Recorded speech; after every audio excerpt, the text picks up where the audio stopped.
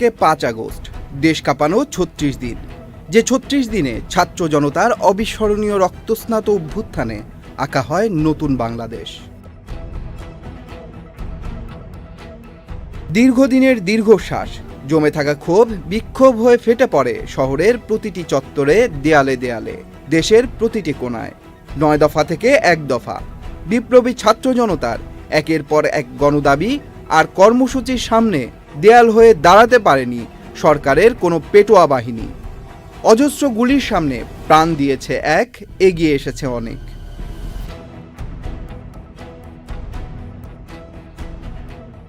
ছাত্র জনতার রক্তে স্বৈরাচারের বিরুদ্ধে নতুন করে স্বাধীনতা পায় বাংলাদেশ, যার শেষ হয় গণভবন মুখে মানুষের দীপ্ত পদযাত্রায়।